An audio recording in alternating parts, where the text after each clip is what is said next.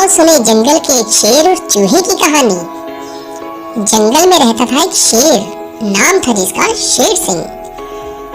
करता था रोज जानवरों का शिकार। एक दिन खाकर खाना अपनी गुफा में कर रहा था आराम। तभी आया वहां पर एक नटखट चूहा।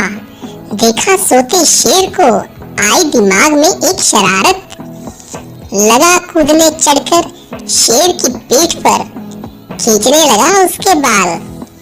कभी चढ़ाए उसके सर पर, कभी लगाए ऊंची छलांग। इसी बीच खुल गई शेर की आंख। गुस्से में गुर्राया और पकड़ लिया चूहे को अपने पंजों में। चूहा बहुत ज्यादा डर गया और कांपने लगा, यह सोचकर अब तो मौत निश्चित है।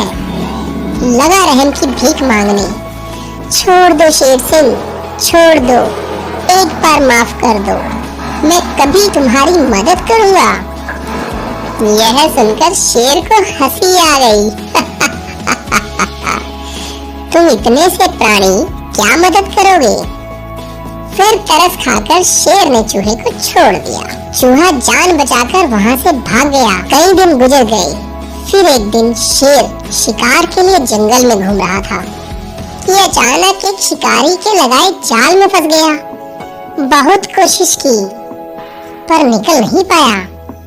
फिर मदद के लिए गुर्राया और वही पास की बिल में रहता था वही चूहा। जब उसने शेर की मदद के लिए आवाज सुनी तो दौड़कर चला आया उसकी मदद के लिए।